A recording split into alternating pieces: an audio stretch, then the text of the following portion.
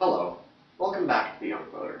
Today we're going to talk about the Senate race in Delaware, particularly about Christine O'Donnell. Now, I'm not rearing to talk about this because it's not an important race in this election. The media has hyped it up because Christine O'Donnell is out there, and they love to have camera moments with her and go back to old clips where she says wacky things, etc. But this is not an important Senate race. Chris Coons is going to crush Christine O'Donnell in the most recent poll. He's up by 20 points. She has no chance. But I saw something, and I needed to bring it to your attention. Now, Christine O'Donnell and Chris Coons had a debate yesterday at Widener School of Law in Wilmington, Delaware. And it was a campaign debate, and it focused on constitutional law, I believe. So they were discussing the role of teaching creationism and teaching evolution in schools. And Christine O'Donnell thought that the local school district should be left to do whatever it wants. This local school district should determine the curriculum. Chris Coons said, on the other hand, that creationism is religious doctrine, and he argued that if parents want their children taught that, they can send them to a parochial school or a church, but that in schools, science should be taught. And to back up his argument, Chris Coons cited the First Amendment, which was relevant since this debate was at a law school. And the First Amendment says that the government can't establish a religion or promote one religion above the other. Again, you can have a debate about whether teaching creationism in the school promotes one religion over another, etc. But what was very funny was that Christine O'Donnell literally turned to Chris Coons and asked, "Are you sure that that's in the First Amendment?" And she didn't ask it just once. She asked it a few times about what exactly was in the First Amendment relating to freedom of religion and separation between church and state, which is really what Chris Coons was trying to drive home. Now, Christine O'Donnell, of course, had no idea what she was talking about. I mean, as soon as Chris Coons said that, she wrote it down in notes. Oh, okay, here are my notes. This is what the First Amendment said. Because I haven't actually read the First Amendment, because I'm Christine O'Donnell and don't really know how many amendments there are in the Constitution. In fact, it went on. It was terrible, because the moderator asked her what amendments, if any, she would like to repeal. Amendments to the Constitution. And, of course, he mentioned that a number of Tea Party candidates have wanted to repeal amendments, including the 14th Amendment, which establishes citizenship. You know, that's how slaves after the Civil War were granted citizenship. They also want to repeal the 16th Amendment, which, of course, authorizes the federal government to levy an income tax. And the 17th Amendment, the direct election of senators. Instead of being elected by the state legislature, the 17th Amendment gave that power to the people of the states. These are common sense amendments, but of course the Tea Party wants to get rid of them. Now, I'll give Christine O'Donnell the fact that she doesn't support the repeal of these amendments. That she made clear. However, she didn't know what the 14th and 16th Amendment were. She didn't know what they were.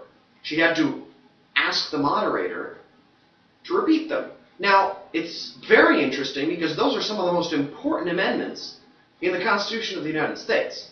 And if you're trying to run for Senate, or, I mean, you are running, she is running. I mean, I would label it more as an attempt rather than an actual run. Up until a few weeks ago, she had no ads or any sort of organization within the state of Delaware. I don't think she still has really any organization inside of the state of Delaware that is actually campaigning, but that's beside the point. The point is, if you're a candidate running for Senate, if you're going to represent people and follow the laws of the country and be in a chamber where you have the power to amend the Constitution, I would hope you know what amendments to the Constitution have been made and what the Constitution currently represents.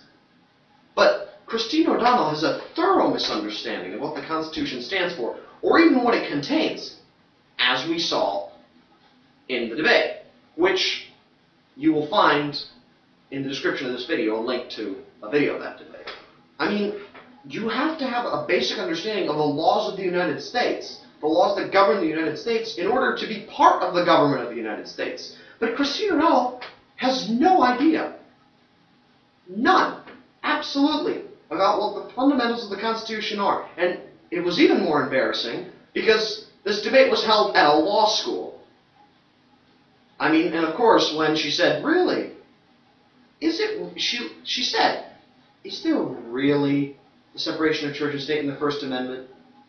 And of course, the audience just started cracking up and laughing, and you can see it in the video, of course. Of course there's a separation of church and state. Where have you been this whole time?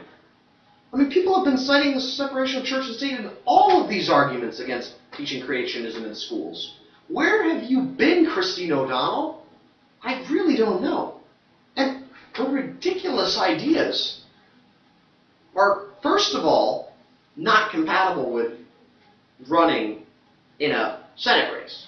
I mean, believing that there is no separation of church and state, or the Constitution doesn't provide for that, is ridiculous.